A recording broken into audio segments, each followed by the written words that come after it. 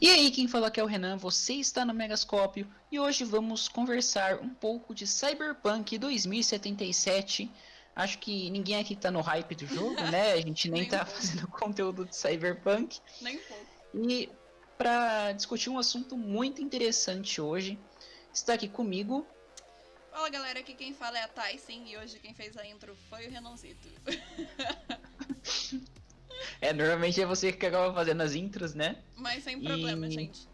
Sem props. e hoje a gente vai falar sobre a Quarta Guerra Corporativa no mundo de Cyberpunk 2077. E isso é bem interessante porque mostra toda a riqueza que esse universo é composto, né? Sim.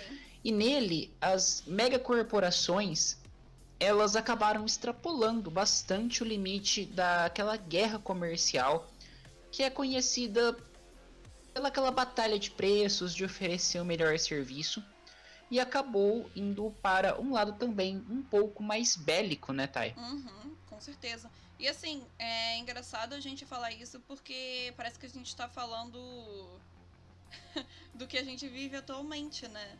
E a É, gente não parece que tá falando de um jogo.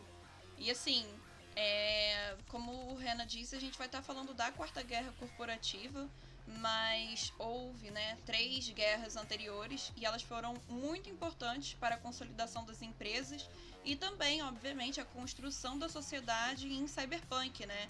Mas eu acho que a gente pode fincar, né, que a Quarta Guerra foi uma das mais importantes e a mais destrutiva, porque foi um marco para todo mundo, né? se deve bastante também, que nem você falou, justamente por ela ser extremamente destrutiva Uhum. e ela dá um gatilho para um cenário político complicado, né, Nossa, com de, certeza. Ah, é. de sustentar. Cara, foi como você disse, o cenário político, assim, antes do conflito já não era dos melhores. Já a gente já sabia que havia ali umas tretas entre empresas, entre tretas políticas, né? E a gente sempre via que era um âmbito muito interessante e que era carregado de discussões e assuntos internos. E, assim, de cunhos econômicos muito importantes para quem estava tomando aquilo, encabeçando aquilo. E basicamente, meio que aos poucos as coisas foram se associando, né, com o mundo corporativo também. Então não ficou só quem é bélico toma só parte daquilo bélico, mas acabou que basicamente o corporativo se fundiu. Sim, e assim, qualquer semelhança com a realidade assim, eu não falaria que é mera coincidência, porque o Mike Pondsmith, que é o criador de Cyberpunk, ele já deu várias declarações Sim. falando que ele se baseou bastante no mundo real, né, para escrever o Cyberpunk 2077. E como a gente pode observar em diversas situações, essa ação conjunta entre órgãos governamentais e empresas privadas nesse ambiente não deu tão certo assim, ou para falar a verdade, não deu nada certo, porque Sim. o embate de interesses pesou muito mais para a empresa. E o que aconteceu foi que elas começaram a explorar os recursos naturais do universo de Cyberpunk 2077, Coffee, tá, gente? Não tô coffee. falando Coffee, é, coffee. do universo. Vamos deixar claro aqui, tá? Assim, Porque. só pra poder deixar bem claro, ninguém aqui está falando da Terra, viu? Não, é Cyberpunk, É, sabe? Cyberpunk. 2077. Isso, daqui a 2020 tá pouco. aparecendo com Um 2077? pouquinho, Tá, né? mas 2077. Elas tiveram um acesso muito grande a esses recursos e fez uma exploração desgraçada. Só que como eu acho que a gente já sabe desses eventos, que a gente pode Uhum. comprar com a realidade também, quando você destrói biomas e explora exaustivamente algum recurso, você quebra diversas cadeias, né? E Claro. isso acabou trazendo uma mudança climática desgraçada para aquele universo Basicamente você de. desencadeia vários problemas. Vários Sim, com problemas. certeza. Vários problemas que um Você. dia vai chegar na parte econômica. Não, lógico, porque a gente é totalmente dependente da natureza para Uhum. basicamente tudo que a gente vai fazer ainda, né? Exato. E vai falar que, por exemplo, a ocorrência de chuvas ácidas, tempestade de areias, desertificações e furacões, pô, afeta demais, né? Tudo Aquilo que. foi um espelho, Toda né? a vida no âmbito geral. Sim, Foi um reflexo. acaba sendo um reflexo. Exatamente. E dando continuidade para o que o Renanzinho estava falando, essas intrigas internacionais também cresceram, né, e resultaram em conflitos nucleares, que obviamente trouxe o quê, né? Muita desgraça, território devastado, porque a gente sabe, né, que bombinhas nucleares e conflitos nucleares, o que acontece, né? Geralmente, assim, é muita mutreta. E, curiosamente, não é mesmo? Nos Estados Unidos, os problemas geraram, assim, meio que eclodiram, né? E quando eclodiram, acabou ocorrendo a separação de alguns estados, né? E entre eles ali entre os estados que declararam independência, a gente teve a nossa famosa Night City, né? Que é um dos estados ali principais que tomaram as rédeas dessa independência. Só um adendo aqui que a gente vai falar de Night City agora, mas é interessante destacar que Night City, ela tomou essa parte da independência para si, e ela se manteve nessa posição. Sim, ela não deu o braço a torcer, né? Ela não deu o braço a torcer. Teve consequências? Bastante. Mas Bastante. mas ela se manteve nessa posição de independência frente a uma discordância de um governo que futuramente buscaria unificar, né? Exato. E dando continuidade, a população, obviamente, nesse rolo todo sempre se ferra, gente, sempre se ferra, quer dizer, coffee, no jogo sempre se ferra. E basicamente a galera sofreu muito com essa destruição do sistema econômico e óbvio que houve um grande aumento de quê? Desabrigados, né? Porque a galera não tinha onde morar, não tinha o que comer, não tinha aonde viver. Então, isso basicamente ocasionou o que a gente chama de nômades, que é um dos life paths que a gente vai ter em Cyberpunk, que foi a galera que não se encontrou dentro de Night City, não conseguiu oportunidades, não conseguiu empregos, então eles foram para fora da cidade para poder viver como nômades, mesmo como o próprio nome já diz, né? Exato. E em relação aos nômades, nesse vídeo a gente não vai aprofundar muito a sociedade deles, Sim. Porque aqui no Mega a gente já tem um vídeo dedicado somente aos nômades e a sua estrutura social. É um vídeo bem interessante, eu vou deixar aqui em algum card ou mais precisamente na descrição também. Na descrição é mais certeza. E agora, finalmente a gente chegando aí nesses acontecimentos da guerra em si, né? Porque foi como a gente já disse, a gente falou um pouco desse background para poder chegar nesse tópico que foram essas etapas dentro da Quarta Guerra, e ela foi dividida em 3, né? Que a primeira foi a Ocean War em 2021, a Shadow War em 2022 e a Hot War, que foi ali no finalzinho de 2022 e início de 2023. Exato. Essas 3 etapas, né, elas foram bastante marcantes, porque cada uma delas teve uma característica bastante específica, mas o que é interessante destacar é que elas também foram marcadas pelo aumento da belicosidade delas, né, da agressividade delas. Ela foi crescendo com o tempo, né? Foi uma coisa que foi escalonando, né? Tanto que aqui a gente também pode ter uma origem do conflito das 2 maiores empresas do jogo. Verdade. Né, se a gente pegar esse background aqui. Não, com certeza. Porque a treta pesada começou, parece que começou aí, a origem de tretas. Porque inicialmente a gente tinha a Militech, a Arasaka, cada uma vendendo seus serviços, não que elas se embicassem necessariamente, mas cada uma fazendo o seu rolê. Exatamente. Quando a gente tem a Ocean War, a gente tem 2 companhias, que era a Sino e a OTEC, batalhando aí numa forma bastante indireta, pelo que restou da IHA. Essa empresa IHA, ela fazia exploração marítima. Então, logicamente, a Sino e a OTEC queriam os recursos, ou o que restou da IHA, para lucrar em cima. Exato. E para fazer a segurança das suas empresas nessa época, a OTEC contratou a Militech e a Sino contratou a Arasaka. Cada um contratou uma, né?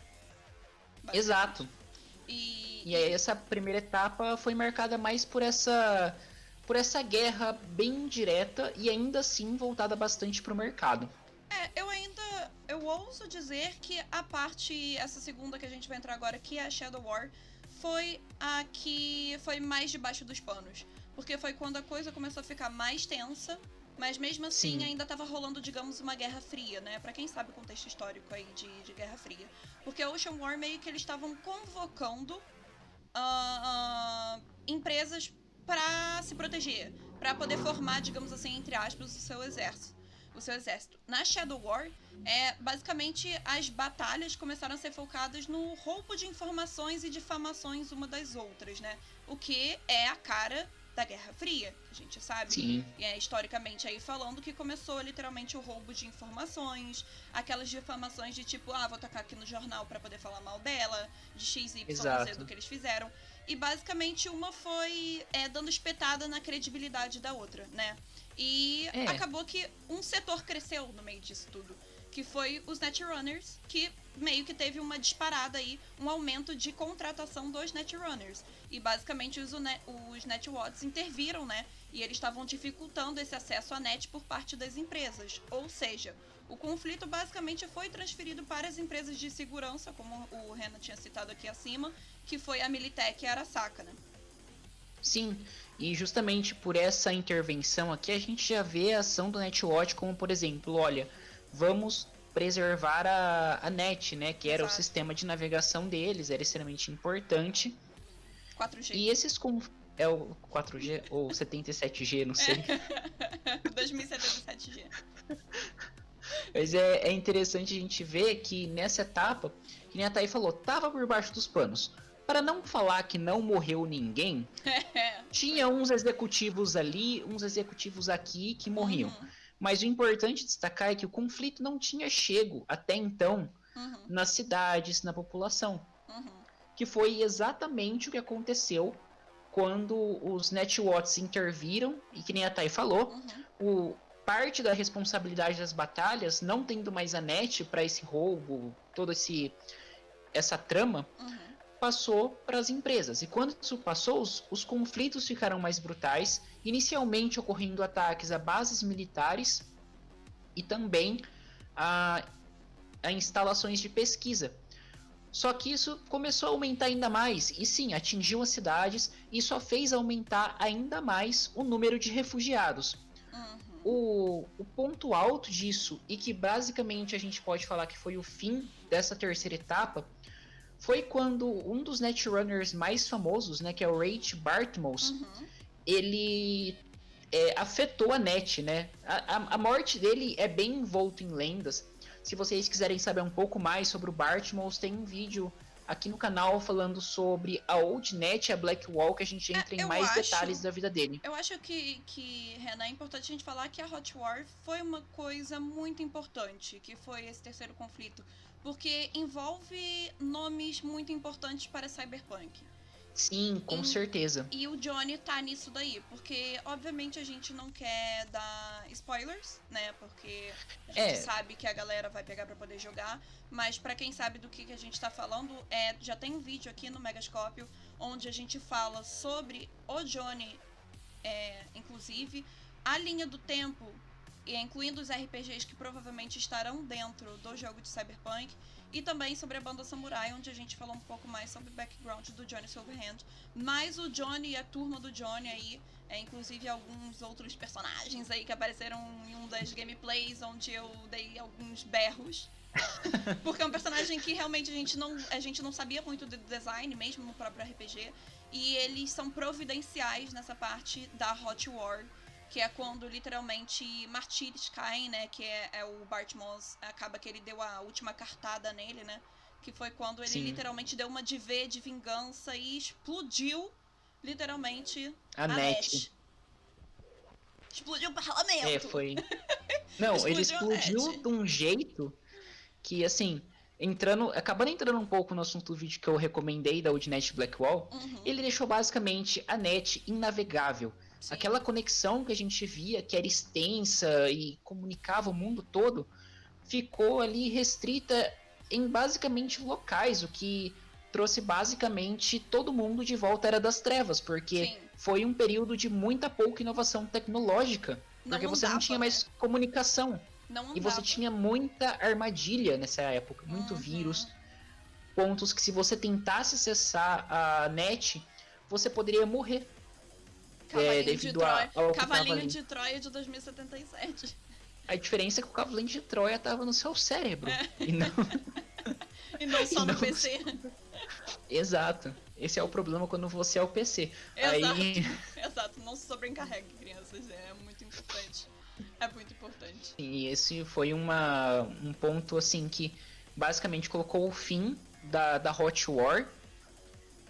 Depois de muita treta, né, cara? Eu acho que falar... Muita perda também, né? Exato. Então, porque foi basicamente a Hot War, que foi a terceira e final etapa, né, disso tudo, foi quando eclodiu. Tudo de uma forma abrangente. Pegou todo mundo, acertou todo mundo, resvalou pra tudo que é lado e resvalou em pessoas importantes pra história. Seja o Bart Moss dando a cartada dele final e fazendo o V de vingança aí, quase explodindo o parlamento. E explodindo, quer dizer, a net, né? Basicamente. Mas a gente teve, digamos assim, meio que as cartas foram mostradas. Ou seja, a galera que morava, né? Acabou tendo acesso a quem foi o mandante de tudo que estava acontecendo, sabe? Pelo menos as pessoas começaram a tomar ter um pouco mais de informação sobre o que estava acontecendo, porque, como a gente disse aqui, na Shadow War e na parte da Ocean, tava muito encoberto esse tipo de coisa. Então, era uma coisa muito escusa, né? Exato. Então, assim, de forma geral, após esses conflitos todos, as empresas, obviamente, foram culpadas pela guerra. E, cara, é certo culpar elas pelas guerras, sabe? Não que o mundo de Cyberpunk estava caminhando para um futuro muito bom, porque como o nome mesmo já diz, o futuro sombrio, porque é isso, sabe? Realmente é um futuro sombrio. E depois de certas pressões, né, como a gente disse, a gente tem a Arasaka e a Militech, a Arasaka sendo a empresa japonesa e a Militech sendo a empresa americana.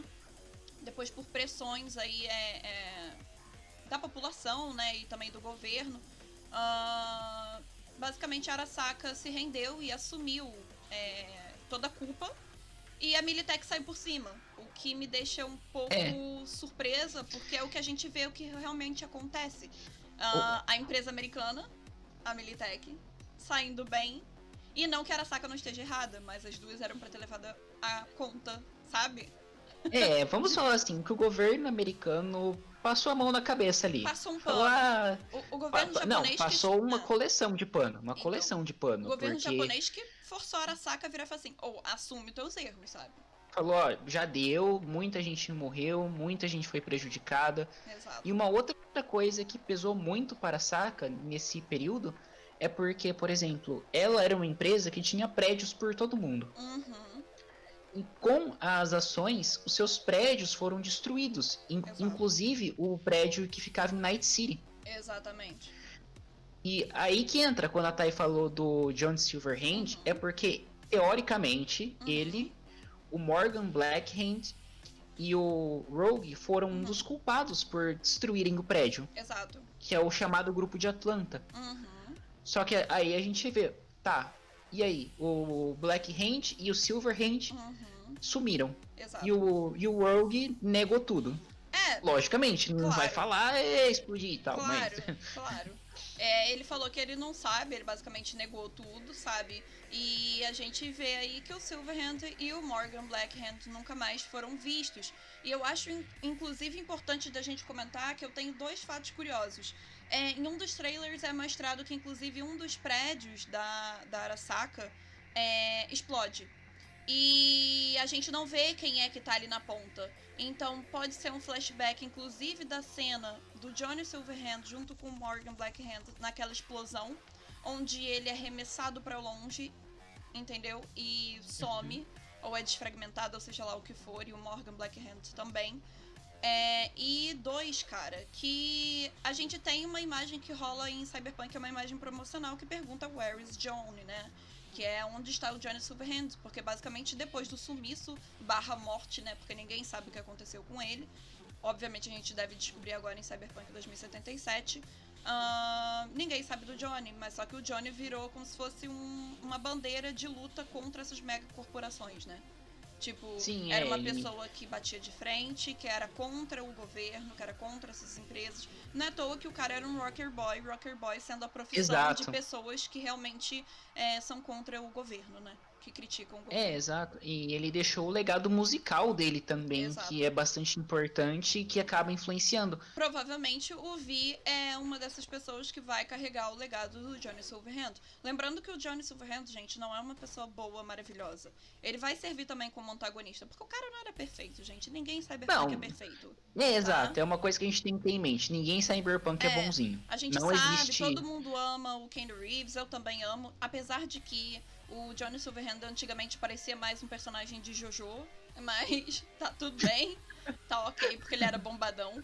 Mas assim, vai ser um pouco difícil de aceitar isso, mas o Johnny Silverhand não é uma pessoa, sabe, boa, 100% boa. Ele só é ali, realmente faz parte do núcleo principal do jogo, porque ele parece que vai servir realmente como um mentor barra fantasma ali, guia pro Vi, né? Mas, bom, então, eu acho que a gente vai ficando por aqui. Espero muito que vocês tenham curtido o vídeo. Se inscreva aqui no canal, ative o sininho, dê um joinha que ajuda bastante na divulgação. Na descrição, vocês encontram as nossas outras redes sociais e também o link para a nossa campanha no Padrim. Já deixando aqui um grande agradecimento e um grande abraço a todos que apoiam o Mega. Tai, algum recado? Eu só quero agradecer, obviamente, aos nossos padrinhos e também visitem lá o nosso podcast, né? Que também tá em todas as outras plataformas também. A gente já bateu um papo, inclusive, sobre o gênero em si de Cyberpunk. A gente tem vários outros conteúdos lá também, muito interessantes. Conteúdos gamers no geral e curiosidades, inclusive. Uns papos bem doidos, assim, acredito que vocês vão gostar. Então, assim, é só procurar a gente em todas as redes sociais, @omegascópio, vocês vão achar. E é isso. E claro, o site também www.megascopio.com.br, que estará na descrição. É isso aí. Então, bom, gente, é isso aí. Muito obrigado e até a próxima. Tchau, tchau, gente.